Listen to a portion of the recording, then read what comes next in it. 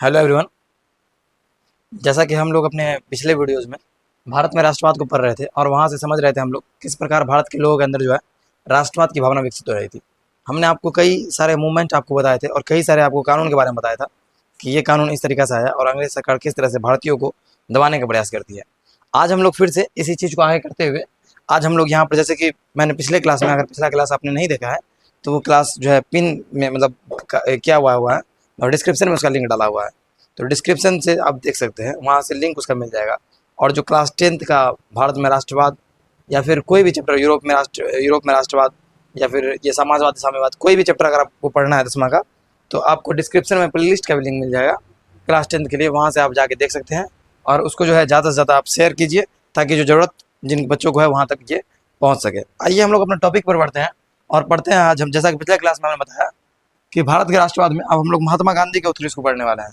पिछले क्लास में हम लोगों ने बहुत सारे चीज़ को पढ़ लिया था, जैसे यूपीएससी का स्थापना हो या फिर ये यूपीएससी के लिए जो स्थापना हुआ था आईसीएस का, इंडियन सिविल सर्विसेज का, फिर वो आईएएस हो गया, फिर यूपीएससी, ये सब को पढ़े थे हम लोग पहले क्लास में।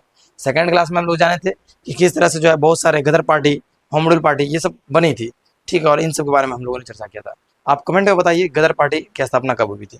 अब हम लोग जो है इसी चीज़ को आगे बढ़ते हुए, जब महात्मा गांधी को हम लोग पढ़े थे कि 9 जनवरी 1915 को महात्मा गांधी जी का देश में आगमन हो गया था और 9 जनवरी को ही प्रत्येक वर्ष जो है प्रवास दिवस के रूप में मनाया जाता है। इसी चीज़ को हम लोग आगे बढ़ाते हुए गांधी जी के बारे में भी पढ़ेंगे और उससे पहले हम लोग जो है एक कानून के बारे में पढ़ेंगे जिसको जो है काला कानून यानी रोलेक्ट एक्ट कहा जाता है, ठीक है। हम लोग समझते हैं रोलेक्ट एक्ट। सबसे पहले आप लोग को समझना है रोलेक्ट एक्ट, इसे काला कानून भी कहा जाता है। एक मिनट, इसे जो है काला कानून भी कहा जाता है। काला कानून, काला कानून, काला कानून कहने के पीछे रीजन क्या है कि इस एक्ट में न कोई वकील था, न कोई दलील था और न कोई अपील था, ठीक है ना। इसके पीछे रीजन क्या है, न वकील, न दलील, न अपील, ठीक है। इसके पीछे रीजन क्या है, न वकील, न दलील, न अपील, यानी कि आपके खिलाफ अगर अपील, सरकार आपको बिना किसी कारणवश, सरकार जो है आपको संदेह के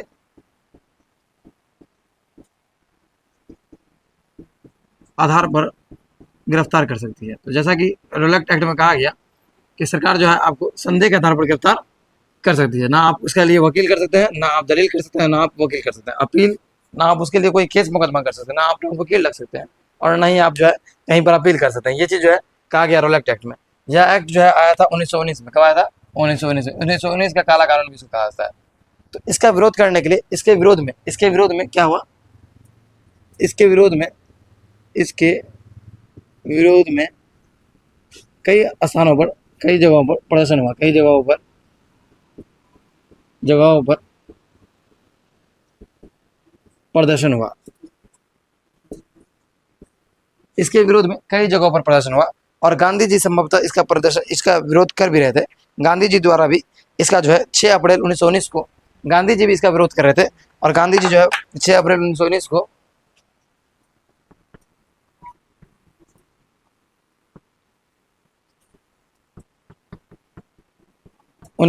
को देशव्यापी हड़ताल, देशव्यापी, पूरा देश के लोग कहते हैं कि देशव्यापी हड़ताल करते हैं, यानी पूरा देश में क्या करते हैं, हड़ताल करते हैं, ठीक है। तो ये तो हो गया गांधी जी की कहानी। अब इस घटना पहला ये हो गया। अब सेकंड में आपको समझना है, गांधी जी जो है 6 अप्रैल 1919 को देशव्यापी हड़ताल करते हैं। इसके बाद जब हम लोग सेकंड टर्म को पढ़ेंगे तो इसमें समझेंगे कि इसी समय पंजाब में भी जो है पंजाब के कुछ स्थानीय नेता रहते हैं, डॉक्टर किचलू और एक और नेता रहता है, डॉक्टर किचलू रहते हैं और एक और नेता रहते हैं जिनका नाम जो है थोड़ा ध्यान से उतर रहा है, इसमें भी दिया हुआ है या नहीं, नहीं दिया हुआ। तो इसमें आपको समझना है कि बंगाल के कुछ स्थानीय नेताओं को उस समय गिरफ्तार किया जाता है, ये पंजाब के।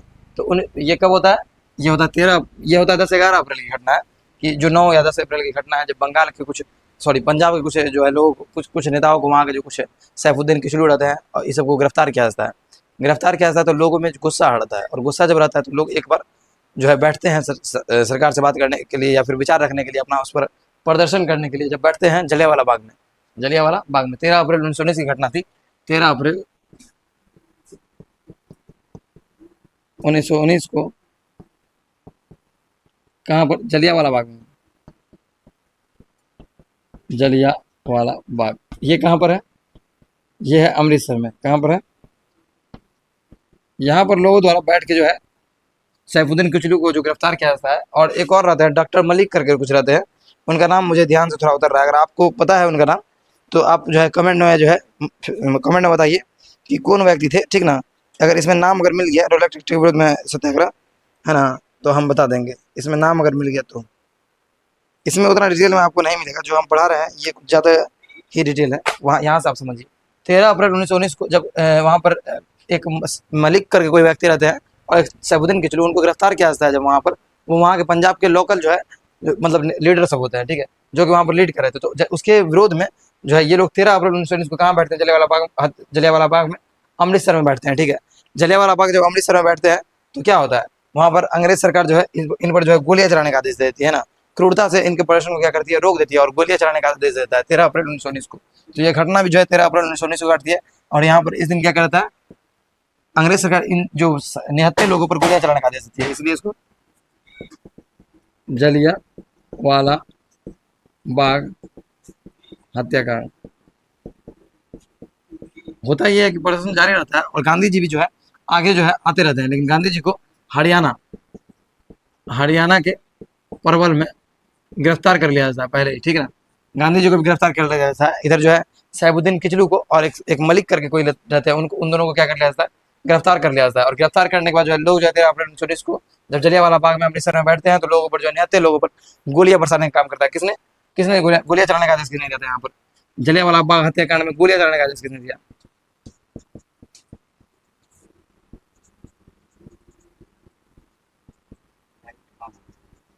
लाइट कम हो गया है। जनरल डायर, एक मिनट रुको ना।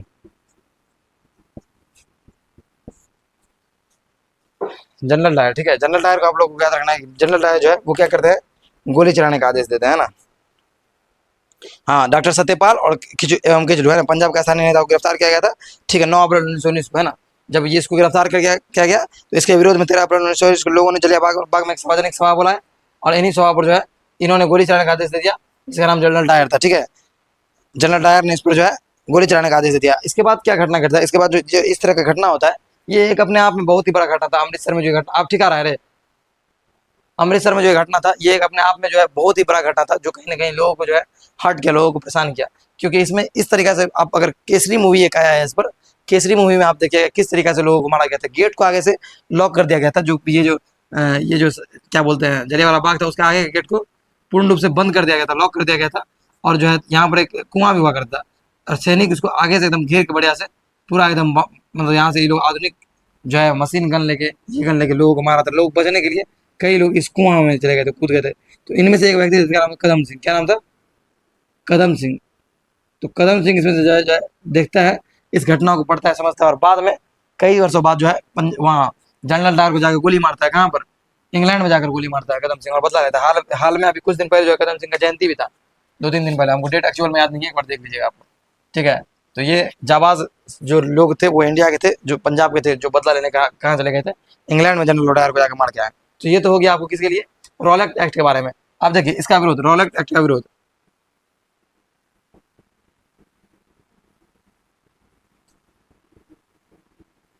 या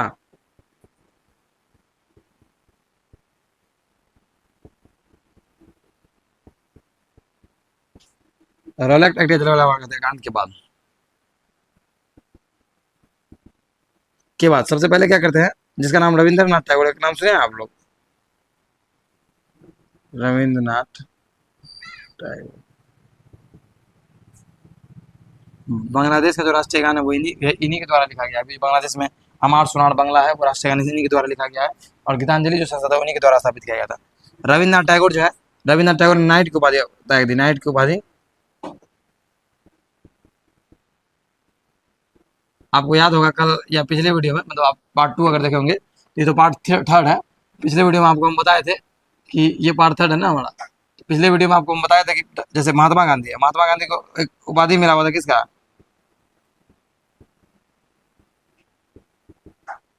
इनके अलावा भी कई लोगों ने कई सारी उपाधियों को बताया, कई सारी चीज़ों का बहिष्कार किया, लेकिन हम लोग को ये दो चीज़ों को है मोस्ट इंपोर्टेंट में, जो कि आपके एग्जाम के लिए फैक्टर बन सकता है।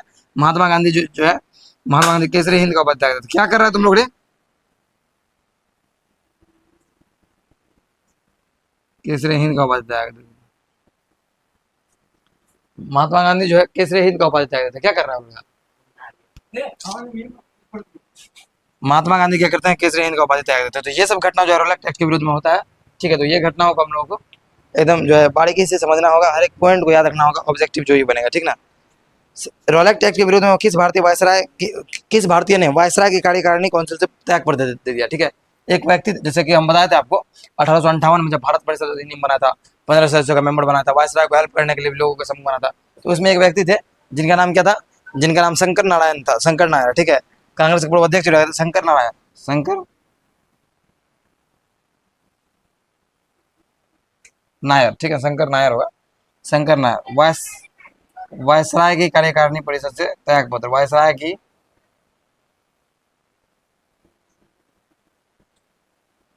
कार्यकारिणी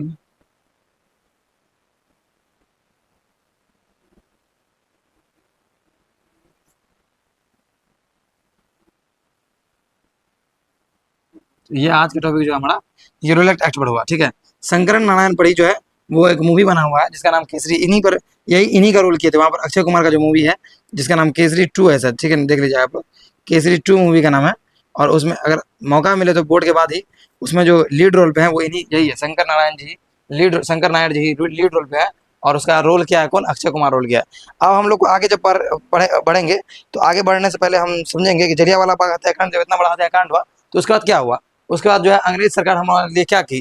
तो अंग्रेज सरकार 1919 में कहती है कि हम तुम लोगों के बेहतर करने का, क्योंकि पूरा दुनिया में इसका जो है पता चला, तो पूरा दुनिया के लोगों ने जो है इसको लिखा, आर्टिकल सब छपा, और बोला कि ये जो अंग्रेज जो यहाँ पर शासन कर रहा है, अपना उपनिवेश बनाया हुआ है, तो यहाँ पर बहुत क्रूरता से शासन कर रहा है ना। तो 1919 में क्या आ गया? मॉन्टेस्क्यू चेम्सफोर्ड अधिनियम, मॉन्टेस्क्यू चेम्सफोर्ड सुधार अधिनियम, मॉन्टेग्यू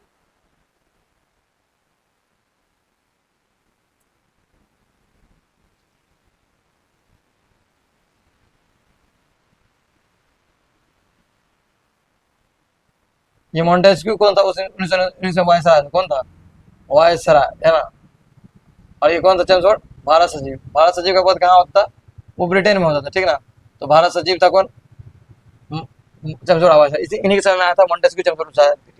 इसमें जो है बहुत सारे बातों को कहा गया, ठीक है ना।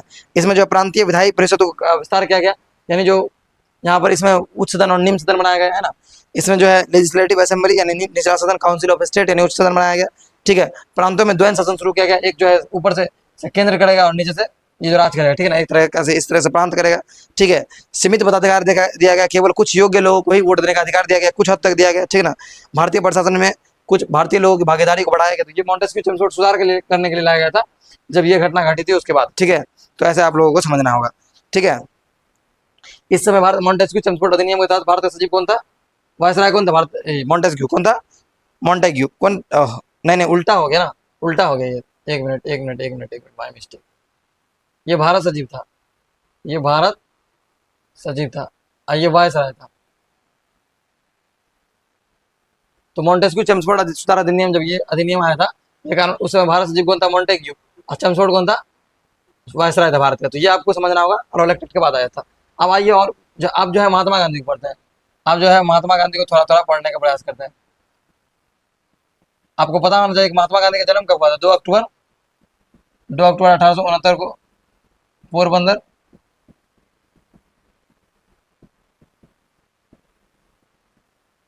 पता होना चाहिए महात्मा गांधी का जन्म हुआ था, ठीक है ना। महात्मा गांधी लॉ की पढ़ाई करने के लिए कब गए थे? ये लॉ की पढ़ाई करने के लिए इंग्लैंड गए थे कब? 1889 में गए थे ना रे। 1889 में गए थे ना लॉ की पढ़ाई करने के लिए महात्मा गांधी इंग्लैंड। क्या 1889 में वहां दक्षिण साउथ अफ्रीका गए थे? कुछ था नहीं, इन लोग को क्या पढ़ेगा। 1889 में गए थे सर, ठीक ना, देख लेना है हम लोग को। और 3 साल का कोर्स था, तो 90, 91, 92, फिर वहाँ साउथ अफ्रीका चलेगा 91 में, 3 साल इसमें मैनेज करो तो 86 होता नहीं, ठीक है। 89 में गए थे, ठीक है, पढ़ाई करने के लिए कब गए थे वो? लंदन गए थे कब? 89 में। किस लिए गए थे? लॉ की पढ़ाई करने किस लिए गए थे? लंदन से जो लॉ की पढ़ाई करेगा वो क्या कराएगा? बैरिस्टर। क्या कराएगा? बैरिस्टर। तो महात्मा गांधी क्या थे? बैरिस्टर थे। क्या थे? Barrister. Mahatma Gandhi south Africa गए, और साउथ अफ्रीका से महात्मा गांधी कब लौटे? 9 जनवरी, 9 जनवरी 9 जनवरी 1915 को जो महात्मा गांधी साउथ अफ्रीका, जब वहाँ वहाँ से पढ़ के आए इंडिया, और इंडिया में काफी दिन रहे, एक आध साल इधर उधर प्रैक्टिस कर रहे थे, वकील थे। तो वहां से उसको ऑफर आया कि एक जो है कंपनी का ऑफर आया कि मेरा जो है कुछ पैसा को लेकर उसका कुछ विवाद चल रहा था। तो महात्मा गांधी का मित्र ही थे, जान पहचान में थे। तो महात्मा गांधी को ऑफर दिया, क्या हो तो मेरा केस लड़ो। तो वो वहां जाते हैं, ठीक है। और उसके बाद बार बार भारत आया भी करते हैं महात्मा गांधी, ठीक है। महात्मा गांधी भारत आते भी थे बीच बीच में, ऐसा नहीं है कि महात्मा गांधी नहीं आए थे, लेकिन महात्मा गांधी पूर्ण रूप से साउथ अफ्रीका छोड़ के यहाँ कब आए थे? 9 जनवरी को। महात्मा गांधी को 4 बेटा था। कितना बेटा था? 4 पुत्र था महात्मा गांधी को। महात्मा गांधी की पत्नी का नाम क्या था? कस्तूरबा गांधी।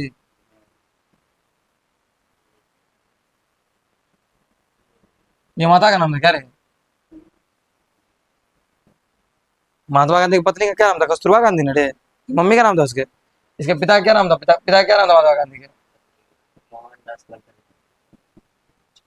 मोहनदास करमचंद गांधी।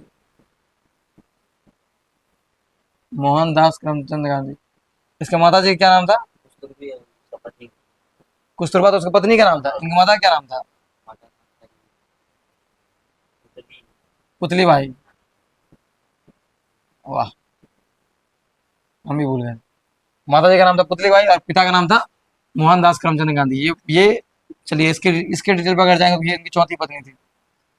चलिए उसको छोड़िए। कस्तूरबा गांधी इसके मतलब महात्मा गांधी की पत्नी थी, और महात्मा गांधी को 4 बच्चे थे। कितना बच्चे थे? 4। एक बच्चा अभी भी उनका कहाँ रह रहा है? एक बच्चा का जो वंश है, जो वो अभी कहाँ रह रहा है? दक्षिण अफ्रीका में रह रहा है, ठीक है। तो ये चीज को ध्यान में रखना होगा, ठीक ना। अब देखिए, 9 जनवरी 1915 को महात्मा गांधी जो दक्षिण अफ्रीका से भारत लौटे, तो 9 जनवरी को जाकर क्यों मनाया था भारत में? प्रवास दिवस। क्या मनाया था? प्रवास दिवस। जब महात्मा गांधी भारत आए, तो महात्मा गांधी जब भारत आए तो उस समय में स्थिति कैसा था? कहोगे उस समय में सर जी, कांग्रेस का 1885 में स्थापना हो गया था ना। कांग्रेस का जो है ये विचार था कि हम लोग जो है बातचीत करते हुए, अंग्रेज सरकार से बातचीत करते हुए जो हम लोग क्या करेंगे, अपने मैटर को रखेंगे, सरकार समझेगी। तो लेकिन ऐसा नहीं हुआ। बहुत सारे नेता ऐसा चाहते थे कि हम लोग कुछ क्रांति करें। इस कारण कांग्रेस में जो 1907 में क्या हो गया? फूट पड़ गया।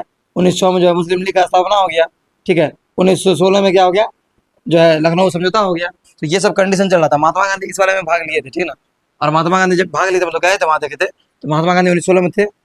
तब यहाँ पर समझना है हम लोग को। तो उसी समय जो है राजकुमार शुक्ल की नजर इन पर पड़ती है महात्मा गांधी पर, 1916 के लखनऊ अधिवेशन में। 1916 में जो लखनऊ अधिवेशन होता है, उसमें राजकुमार शुक्ल की नजर जो है महात्मा गांधी पर पड़ती है। और महात्मा गांधी से वो रिक्वेस्ट करते हैं कि महात्मा गांधी आप चलिए हमारे यहाँ जो समस्या चल रहा है उसको सुलझाइए, क्योंकि राजकुमार शुक्ल जो है वो पहले से पढ़े हुए थे। तो 1916 में जब राजकुमार शुक्ल जो है उनको जो है बहुत आग्रह जब महात्मा गांधी करते हैं, तो एक मूवमेंट के लिए, एक आंदोलन के लिए हुआ, जिसका नाम था चंपारण आंदोलन, जो कब हुआ था? 1917 में। ये गांधी जी का पहला आंदोलन था। अब समझिए, यहाँ पर चंपारण आंदोलन के लिए महात्मा गांधी से आग्रह कौन कर रहे थे? आग्रह या आमंत्रित है? कौन आमंत्रित किया? तो क्या बताना है वहां पर? राजकुमार शुक्ल। क्या बताना है? राजकुमार शुक्ल बता देना है एकदम फटाक से, ठीक है। उसका जो है महात्मा गांधी यहाँ पर आते हैं, कहाँ पर आते हैं? मोतिहारी में। कहाँ पर आते हैं? आप कहोगे सर जी, अभी तो चंपारण बिहार में दो गो है, एक होता है पूर्वी चंपारण, नहीं है, एक होता है पश्चिमी चंपारण। हम कहेंगे ऐसा करो, पूर्वी चंपारण में है मोतिहारी। कहाँ पर है? पूर्वी चंपारण में क्या है? मोतिहारी है ना? सही है ना रे? मोतिहारी कहाँ पर तुम लोग को पता है?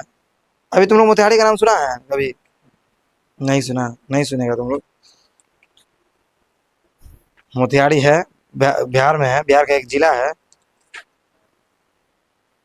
हमको तो समझना है, योर नोट में जो है ना, कहीं ना कहीं जो है कुछ कुछ पॉइंट जो है छूटा है, जो कि हम इसमें पढ़ा दे रहे हैं।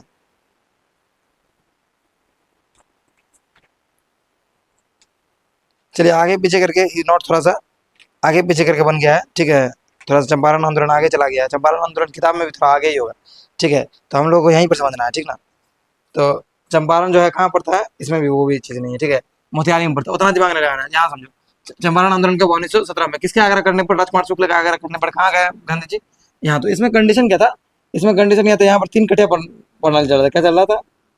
3 कठिया प्रणाली। यही चीज़ें को आप समझ लो। कितना मिनट का वीडियो बना हुआ? 3 कठिया प्रणाली कहने का मतलब होता है 3/20। क्या होता है?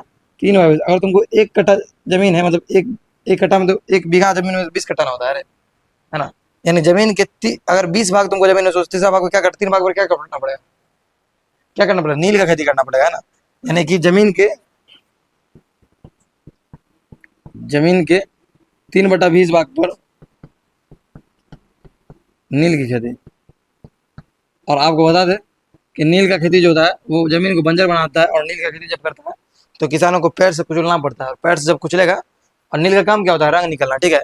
देखिए गांधी जी को जब 1917 में एक क्रांति हो रहा था, नील का बागान मालिक जो पैसा लगाया हुआ था वो लगाने यहाँ पर बढ़ा दिया था, सोच रहा था तुरंत हम इन्वेस्ट करके निकाल ले, क्योंकि उस समय जो है रासायनिक जो बहुत सारा आ चुका था, तो सोच रहा था जो इन्वेस्ट मेरा है वो निकल जाए, ठीक है। इस कारण जो है अंग्रेज भी चाहता क्या कि हम निकल जाए, लेकिन ऐसा तो निकल जाए तो तुम क्या करोगे, लगा नहीं बढ़ा दोगे, पूरा किसान को मार दोगे, नहीं ऐसा नहीं ना कर सकते हो तुम।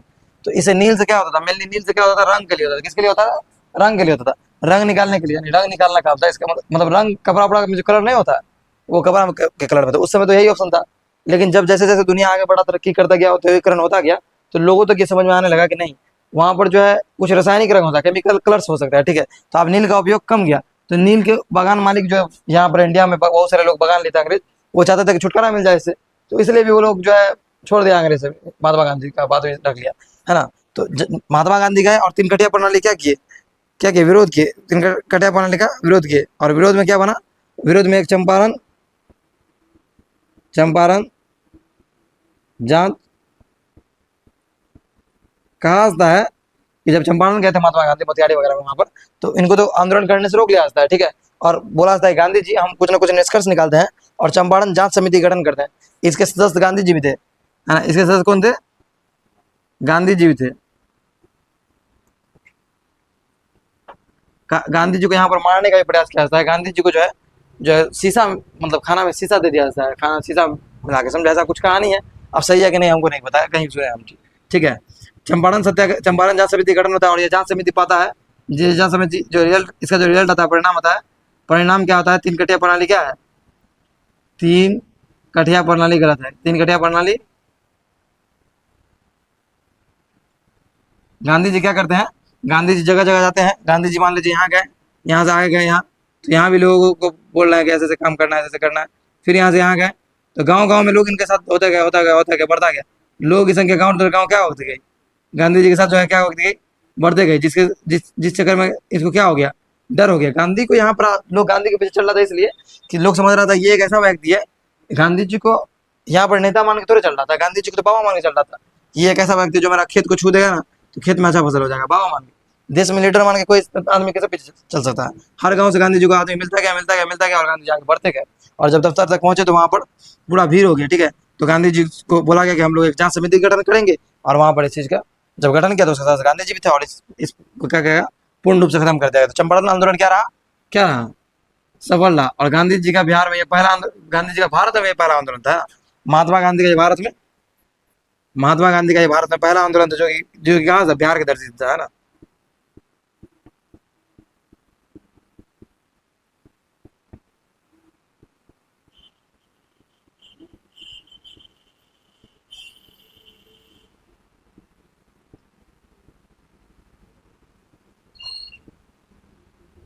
पहला सफल सत्याग्रह या पहला सफल आंदोलन कह सकते हैं, ये था चंपारण सत्याग्रह कहानी। इसके बाद जो है गांधी जो है, इसके बाद गांधी जी खेरा, इसके बाद गांधी जी अहमदाबाद मिल मजदूर के दोनों को जाते हैं, और दोनों में जो है लोगों को कहीं ना कहीं जीत दिलाते हैं। तो ये हमारे गांधी जी के जो है कुछ कहानी है, जिसको हम लोग आगे आने वाले क्लासों में देखते रहेंगे। आज जो है हम लोग यहीं तक रोकेंगे, आज का क्लास यहीं तक रहने देंगे। आप जो है घर पे थोड़ा रिवाइज करते रहिए चंपारण आंदोलन को। एक और वीडियो बना हुआ है चंपारण आंदोलन के लिए, स्पेसिफिक वही वीडियो बना हुआ है चंपारण आंदोलन के लिए, मतलब अलग से बना हुआ है, ठीक है। उसका भी लिंक हम यहाँ नीचे में डाल देंगे, उसको भी देख लेना है। तो इस तरीके की चीज़ को आप लोग पढ़ते रहिए, कई ऑब्जेक्टिव यहाँ से है, उसको आप देखते रहिए। और ऐसे ही जो है इंटरेस्टिंग फैक्ट्स को जानने के लिए, ऐसे ही जो है पार्ट वाइज जो है हर एक चैप्टर को समझने के लिए हमारे चैनल को सब्सक्राइब कीजिए, हमारे वीडियो को लाइक कीजिए, वीडियो को लोगों तक पहुँचाइए, शेयर कीजिए। Thank you.